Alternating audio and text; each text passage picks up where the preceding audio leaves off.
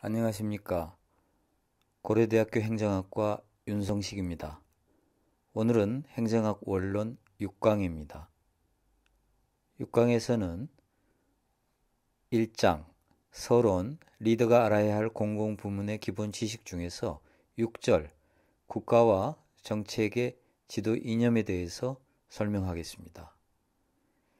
우리는 흔히 진보적이다 혹은 보수적이다 그런 말을 많이 합니다. 또 진보적인 정책이다, 보수적인 정책이다 이렇게 말을 합니다. 진보 정권이 등장해서 정책을 전부 진보적으로 만들었다 이런 말도 하고 보수적인 정책만 편다 이런 말도 합니다. 우리가 이렇게 사용하는 진보와 보수라는 단어는 사실 사람마다 약간 다르게 쓰고 있습니다. 더구나 진보와 보수의 역사가 짧은 우리로서는 서양의 긴 역사를 가진 진보와 보수 중에 여러 가지가 들어와서 혼동을 일으키고 있습니다. 따라서 우리는 진보와 보수에 대해서 보다 더 명확하게 이해할 필요가 있고 앞으로는 거기에 근거해서 이 단어를 사용해야 할 것입니다. 모름지기 리더라면 자신의 생각을 진보냐 보수냐에 대해서 말할 수 있어야 될 것입니다. 저는 사실 개인적으로 진보와 보수라는 말을 별로 좋아하지 않습니다. 왜냐하면 누가 저한테 당신은 진보냐 보수냐 하고 묻는다면 사실 난감하기 때문입니다. 경우에 따라서는 진보이기도 하고 경우에 따라서는 보수이기도 합니다. 어떻게 제가 모든 영역에 있어서 진보이기만 하거나 보수이기만 하겠습니까? 사람마다 교육정책에 있어서는 진보적일 수 있고 남북관계에 있어서는 보수적일 수 있고 기업에 관해서는 진보적일 수 있고 과학기술이나 종교에 관해서는 보수적일 수 있고 따라서 우리는 획일적으로 진보다 보수다라고 규정 지을 수 없습니다. 대부분의 사람들은 분야에 따라서 진보와 보수가 나뉜다고 저는 생각을 합니다. 그럼에도 불구하고 우리는 저 사람은 진보야, 저 사람은 보수야 그렇게 이야기합니다. 실제로 진보 정권이라고 하는 정당이 정권을 잡은 시기에도 꼭 진보적인 정책만 펴는 것은 아닙니다. 그런 정당도 보수적인 정책을 펴니다. 마찬가지로 보수 정당이 집권해도 꼭 보수적인 정책만 펴는 것은 아닙니다. 그래서 우리는 자기가 획일적으로 진보냐 보수는 아니다 할지라도 자기가 어떤 면에서 진보고 어떤 면에서 보수인가를 명확하게 알 필요가 있습니다. 실제로는 보수이면서도 진보라고 말을 하고 진보이면서도 보수라고 말하는 경우가 많습니다. 이러한 이유는 진보하고 보수라는 단어를 처음부터 잘못 이해하고 있기 때문입니다. 사실 우리는 진보가 무엇인지 보수가 무엇인지 배운 적이 없습니다. 진보와 보수에 관련해서 우리는 좌우라는 말을 많이 씁니다. 즉 좌파는 진보고 우파는 보수라는 거지요. 그렇다면 좌파 우파라는 것은 도대체 어디서 나왔을까요? 왜 진보는 왼쪽이고 보수는 오른쪽일까요? 프랑스 혁명에서 혁명 세력이 등장합니다. 왕과 귀족을 쫓아내고 시민혁명에 성공한 시민들은 과격파와 온건파로 나뉩니다. 과격파는 주로 좌측에 앉았고 온건파는 주로 우측에 앉았답니다. 그래서 사실은 좌파란 과격파고 우파란 온건파입니다.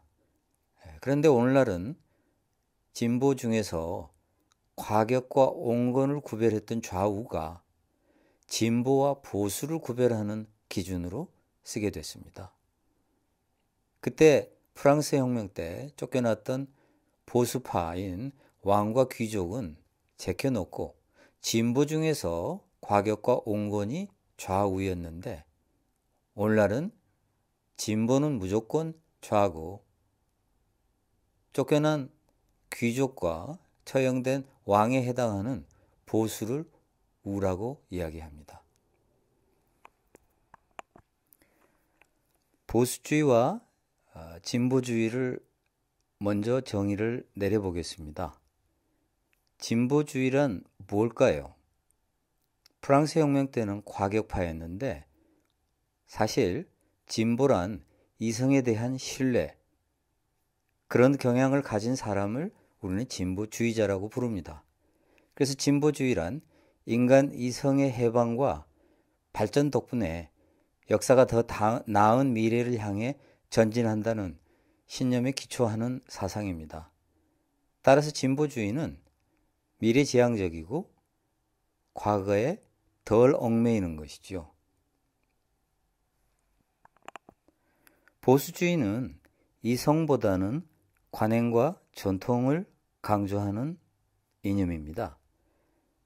보수주의는 개인의 이성에 별로 신뢰하지 않고 과거 역사 경험 속에서 다져진 사회의 관행 및 전통 그리고 편견 등에서 지식의 정수가 흘러나오고 발전의 계기가 생긴다는 믿음에 기초합니다. 따라서 어떤 한 개인의 이성보다는 많은 사람의 지혜가 쌓인 과거의 관행과 전통을 중시하기 때문에 아무래도 과거 지향적이 될 수밖에 없고 미래보다는 과거를 조금 더 중시합니다. 그렇다고 해서 보수주의가 미래를 보지 않는다라는 뜻은 아닙니다. 보수주의는 미래를 볼 때 이성을 신뢰하지 않고 과거의 관행과 전통을 더 신뢰한다라는 것이죠.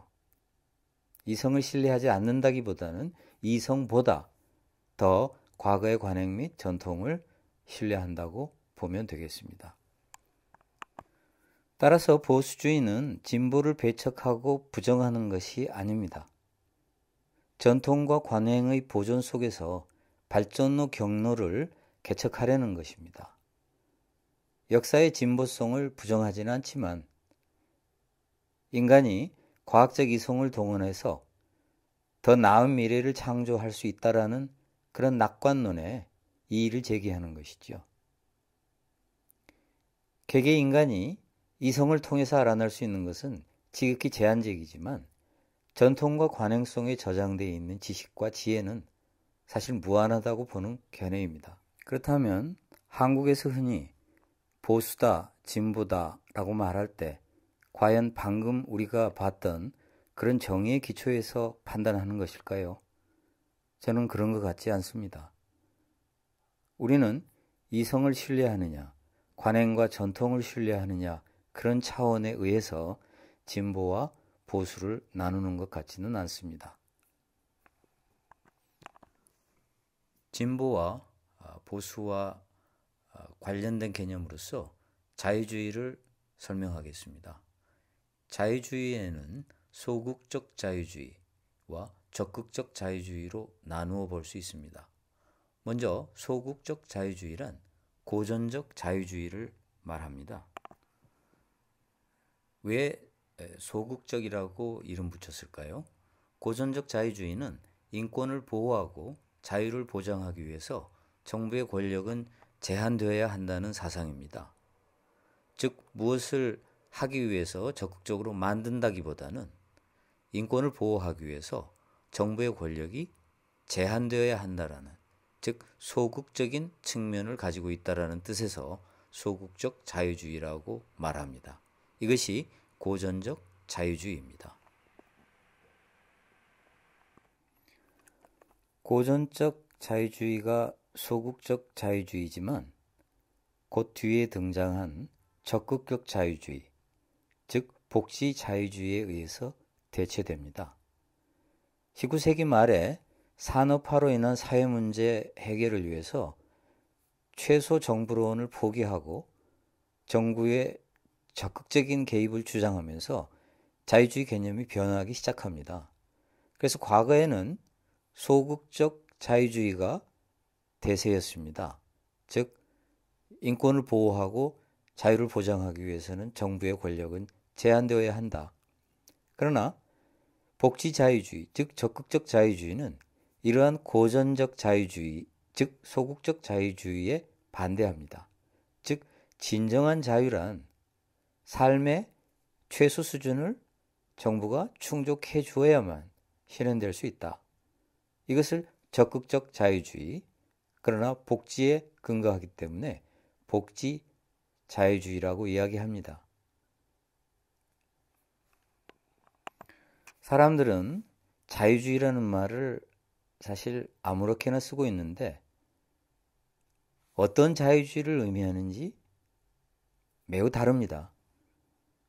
고전적 자유주의와 복지 자유주의, 즉 소극적 자유주의와 적극적 자유주의는 같은 자유주의라는 이름이지만 상당히 성격이 다릅니다. 소극적 자유주의는 정부의 권력이 제한되어야 되기 때문에 작은 정부일 수밖에 없고, 적극적 자유주의는 정부가 적극 시장에 개입해서 시장 실패를 교정해서 빈부격차를 해소하고 복지를 증진해야 되기 때문에 큰 정부가 될 수밖에 없습니다. 소극적 자유주의건 적극적 자유주의건 자유라는 측면에서는 동일합니다. 즉 자유를 뭘로 볼 것인가에 따라서 소극적이냐 적극적이냐 나뉠 뿐이지 자유라는 측면에서는 둘 다 공통점을 가지고 있습니다. 그렇다면 자유주의의 반대는 뭘까요? 자유주의의 반대는 전체주의라고 말합니다. 전체주의란 정부가 국민 생활의 모든 측면을 통제하는 사회를 말합니다. 그렇다면 독재주의란 뭘까요? 독재주의는 민주주의의 반대를 의미합니다. 그래서 사람들은 혼돈을 일으켜서 자유주의의 반대가 독재주의다 이렇게 생각하는데 자유주의의 반대는 전체주의, 민주주의의 반대는 독재주의 이렇게 보는 것이 더 정확합니다. 그런데 자유주의는 민주주의를 받아들이게 되고 따라서 자유민주주의라는 정치 제도가 탄생합니다. 자유주의는 개인주의로 귀결됩니다. 개인주의란 개인이 가장 중요하며 개인의 자유를 강조할 수밖에 없습니다. 그래서 개인주의는 자유주의와 뗄래야 뗄 수가 없는 것이죠. 국가는 개인의 잠재 능력을 최대한 발휘할 수 있도록 해야 하며 이것을 위해서는 충분히 인권이 보장되어야 한다고 보는 견해입니다. 이 인권에는 당연히 자유가 포함되는 것이죠. 그런데 아까 보았듯이 자유를 어떻게 보느냐, 즉 소극적으로 보면 정부는 나쁘다, 정부는 작을수록 좋다, 정부의 권력이 제한되어야 한다, 그런 소극적 자유주의가 있는가 하면 진정한 자유란 생존의 최소 수준을 정부가 보장해 주어야 한다. 즉 굶어 죽는 사람은 없어야 된다는 것이죠. 그런 의미의 자유는 적극적 자유주의, 복지 자유주의라고 합니다. 우리는 자본주의를 이해하기 위해서 자유방임주의도 이해해야 되겠습니다. 자유방임주의란 자본주의에 기초한 정치 이념입니다. 자본주의란 자본의 사적 소유를 기본으로 하고 시장의 가격 메커니즘에 의해서 자원 배분을 추구하는 그러한 이념으로서 어떤 의미에서는 정치 이념이라기보다는 경제 이념이고 경제 시스템입니다. 그래서 자유방임주의란 이러한 자본주의에 기초한 정치 이념이지요. 즉 이러한 자유방임주의가 자본주의하고 밀접하게 관련이 될 수밖에 없습니다. 자유방임주의는 우리가 작은 정부, 큰 정부 논의에서 봤던 야경 국가가 이에 해당합니다. 즉 정부는 가급적 개인에게 자유로운 경제활동을 위임하고 시장의 개입을 최소화해야 한다는 밤에 범죄나 예방하고 야경이나 도는 국가. 이것을 경제적 자유주의로 볼 수가 있습니다. 자본주의와 반대되는 개념은 사회주의입니다. 흔히 사람들은 사회주의를 민주주의와 반대되는 개념으로 생각하는데 자본주의와 반대되는 개념이 사회주의인 것입니다. 우리는 앞에서 자유민주주의를 봤습니다. 자유주의와 민주주의의 결합을 봤는데 서구에서는 사회주의가 자유시장 경제와 의회의 테두리 내에서 자본주의의 인간화를 추구하는 사회민주주의로 발전합니다. 그래서 사회민주주의란 사회주의와 민주주의가 결합한 것입니다. 그렇지만 사회민주주의는 공산주의하고는 다릅니다. 혁명으로 의회를 부정하는 그러한 사상이 아니고 의회를 인정합니다. 의회를 인정하면서 자본주의의 문제점을 사회주의로 해결하겠다. 그것이 사회민주주의입니다. 따라서 유럽에서는 사회민주당이 의회를 통해서 집권을 하고 사회민주주의를 펴고 있습니다. 다음으로 신자유주의를 설명하겠습니다. 아마도 누구나 한 번쯤은 신자유주의라는 말을 여러 번 들어봤을 것입니다. 신자유주의야말로 최근 몇십 년 동안 전 지구를 휩쓸었던 그러한 이념입니다. 앞에서 설명했던 소극적 자유주의, 즉 고전적 자유주의의 주장들이 신자유주의라는 이름으로 다시 부활합니다. 신자유주의는 무엇보다도 작은 정부와 시장 경제의 확대를 주장합니다.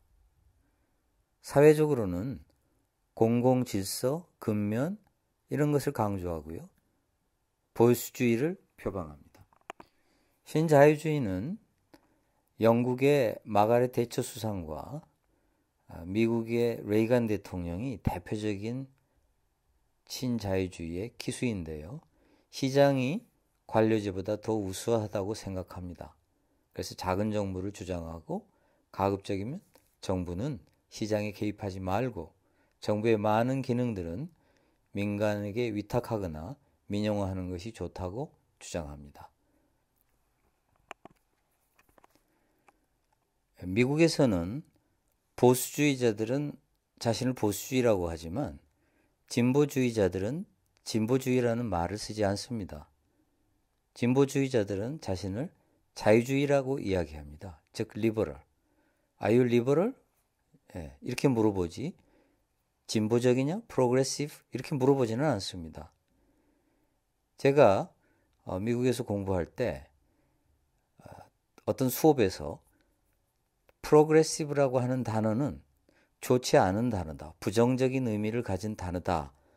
그런 내용을 들었습니다. 상당히 그 말을 듣고 충격적이었는데요.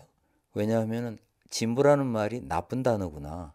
나쁘게 쓰일 수 있는 단어구나. 그래서 이 사람들은 진보라는 단어 대신에 자유라는 단어를 쓰는구나. 그때 처음 알았기 때문입니다. 현대 미국의 보수주의는 급진적인 변화를 거부하고 전통 역사 경험을 신뢰합니다. 두 번째로 법과 질서를 중시하는 강한 정부입니다. 즉 도덕 공동체를 중시하고 이런 의미에서는 보수적인 가부장주의가 존재하는 이념이라고 보아야 할 것입니다. 원래 보수와 진보의 구별에는 이성을 더 신뢰하느냐, 전통과 역사 경험을 더 신뢰하느냐 하는 문제였습니다. 그런데 현대 미국에서 보수주의는 여기에 경제 문제에 대한 관점까지 포함이 됩니다. 현대 미국의 보수주의는 경제 문제에 있어서는 자유방임주의를 주장합니다. 즉, 정부는 시장의 개입을 최소화하고 가급적이면 정부는 작아야 한다. 이렇게 주장하는 것입니다. 그러므로 현대 미국의 보수주의는 원래의 보수주의에 자유방임주의의 사상이 결합되었다고 볼 수 있습니다. 현대 미국의 보수주의는 도덕이나 종교, 지적 문제에 대해서는 적극 개입하는 것을 주장합니다. 경제 문제에는 최소 개입하지만 도덕, 종교, 지적 문제에 있어서는 정부가 적극적으로 개입해야 한다고 주장하는 것이죠. 다음으로 현대 미국의 자유주의에 대해서 설명하겠습니다. 아까 말씀드렸듯이 미국에서는 진보주의라는 말 대신에 자유주의라는 말을 씁니다. 그래서 보수 대 진보가 아니고 보수 대 자유인 것이죠. 그렇다면 현대 미국의 자유주의란 어떤 사상일까요? 첫째, 긍정적 의미의 자유주의, 적극적 의미의 자유주의입니다. 아까 우리는 자유주의에 두 가지가 있음을 보았습니다. 소극적 의미의 자유주의와 적극적 의미의 자유주의. 현대 미국의 자유주의는 그 중에서 적극적 의미의 자유주의를 채택하고 있습니다. 두 번째로 현대 미국의 자유주의는 복지국가를 지향합니다. 적극적 의미의 자유주의를 선택한다면 당연한 결과라고 볼 수 있습니다. 진정한 자유란 삶의 최소 수준을 영위할 수 있는 생존의 최소 수준을 정부가 보장해 주어야 한다는 주장입니다. 세 번째, 현대 미국의 자유주의는 경제 문제에는 적극적으로 개입합니다. 왜냐하면 만약 사람이 자신의 가족을 먹일 수 없고 교육을 시킬 수 없고 건강을 유지할 수 없다면 자유가 소용없다고 주장합니다. 진정한 자유주의는 정부가 국민의 기본 자유를 침해하지 않도록 하는 것은 물론 정부가 최악의 경제적, 물질적 고통으로부터 국민을 보호하여 자신의 진정한 자유를 향유할 수 있도록 해야 한다는 것입니다. 그렇기 위해서는 정부는 시장에 적극적으로 개입해야 한다. 네 번째, 미국의 현대 자유주의는 도덕, 종교, 지적 문제에 있어서는 최소 개입을 주장합니다. 그러므로 경제 문제에 있어서는 국가의 적극적인 개입, 도덕, 종교, 지적 문제에 있어서는 최소 개입, 이 두 가지가 상반되어 있습니다. 보수주의와 비교하면 반대되는 것을 확연히 알 수가 있습니다. 이상과 같이 보수와 진보, 자유, 여러 가지 개념을 봤는데요. 한국에서는 보수와 진보의 구별이 뭐에 기준할까요? 미국 기준일까요? 한국에서 보수와 진보는 과연 어떻게 구별되는 것일까요? 첫 번째, 보수와 진보의 구별이 과연 이성을 더 신뢰하느냐, 과거의 경험과 관행을 더 신뢰하느냐, 그런 차원으로 구별되는 것일까요? 우리가 보수주의자라고 말할 때 그 사람은 이성보다는 전통이나 관행을 더 신뢰하는 것일까요? 우리가 진보주의자라고 말할 때는 그 사람은 전통이나 관행보다는 이성을 더 신뢰하는 것일까요? 한번 우리가 곰곰 생각해 봐야 될 문제라고 봅니다. 두 번째, 경제에 누가 더 적극적으로 개입할까요? 즉, 시장에 누가 더 적극적으로 개입할까요? 보수 정권이 들어서면 시장에 더 적극적으로 개입할까요? 아니면 진보 정권이 들었을 때 시장에 더 적극적으로 개입할까요? 흔히 보수 정당이 들어서면 관치 논란이 일어나는데 만약 이게 사실이라면 어쩌면 한국은 반대일 수도 있습니다. 즉 보수 정권은 시장과 경제에 더 적극적으로 개입하고 진보 정권이 오히려 시장에게 더 자유를 주고 있을지도 모릅니다. 이 문제는 학자들이 보다 더 심층적으로 조사해 볼 필요가 있다고 봅니다. 세 번째로 누가 더 큰 정부를 만들어낼까요? 진보 정부가 집권하면 정부가 커질까요? 아니면 보수 정부가 집권하면 정부가 커질까요? 대한민국의 예산 총액을 놓고 조사해 본다면 진보 정권이 들어섰다고 정부가 커지고 보수 정권이 들어섰다고 정부가 작아지는 것 같지는 않습니다. 네 번째, 과연 우리에게 보수와 진보의 구별이 의미가 있을까요? 아까도 설명했듯이 모든 사람은 일관적으로 진보이고 일관적으로 보수이기는 어렵습니다. 교육에 있어서는 진보일 수 있고 시장에 개입할 때는 보수일 수 있고 남북 문제의 경우 또 진보일 수 있고 종교 문제에는 보수일 수 있고 각각 다르기 때문입니다. 그런데도 불구하고 보수와 진보라는 획일적 잣대를 놓고 서로 싸우는 것은 별로 좋아 보이지 않습니다. 저는 과연 보수와 진보를 구별하는 의미가 있을까 곰곰 생각을 해봅니다. 모든 개별 정책이 있을 때 그 개별 정책에 시장이 보다 더 자유를 줄 것인지 자유를 덜 줄 것인지 과거의 관행과 전통, 경험을 더 신뢰할 것인지 아니면 이성의 신뢰를 가지고 혁신지향적으로 나갈 것인지 정부가 더 적극적인 역할을 할 것인지 아니면 소극적인 역할을 할 것인지 진정한 자유를 무엇이라고 볼 것인지 인권을 보호하고 정부의 권력은 제한되어야 한다고 볼 것인지 정부는 적극적으로 나서서 삶의 최소 수준을 보장해 주어야 한다고 말할 것인지 과연 어떻게 생각해야 될까요? 저는 보수와 진보의 구별이 의미가 있을까에 대해서 다시 한번 우리 전체가 논의해 봐야 된다고 생각합니다. 영국은 보수 정당인 보수당과 진보 정당인 노동당이 교대로 정권을 잡아왔습니다. 보수 정당의 당수였던 마가렛 대처는 강력한 리더십으로 오랫동안 장기 집권을 합니다. 노동당은 정권을 찾아오기 위해서 젊은 리더를 선출합니다. 그가 토니 블레어입니다.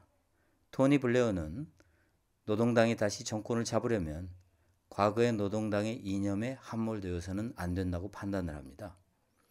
그래서 보수 정당의 정책과 유사한 정책을 채택하면서 아주 멋들어지게 이름을 붙입니다.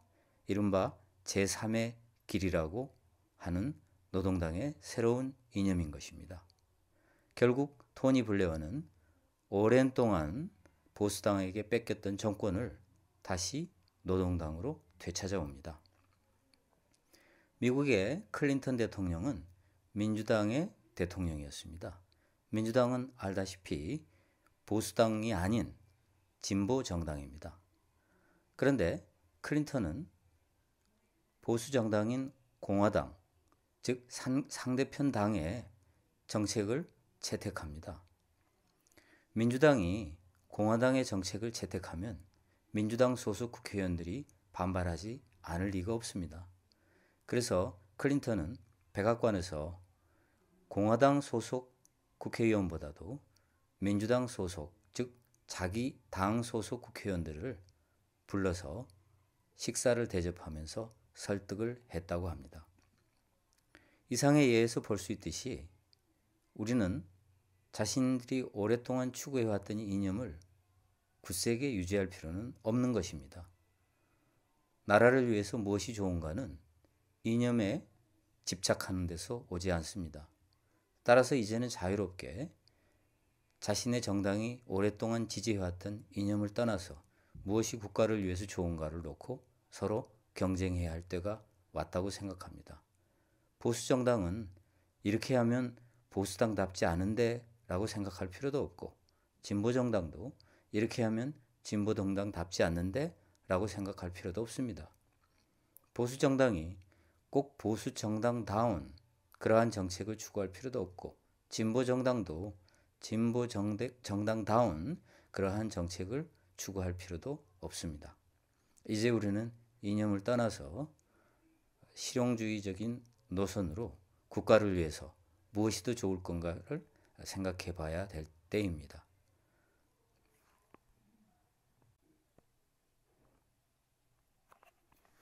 이상으로 행정학 원론 6강을 마치겠습니다. 고려대학교 행정학과 윤성식입니다.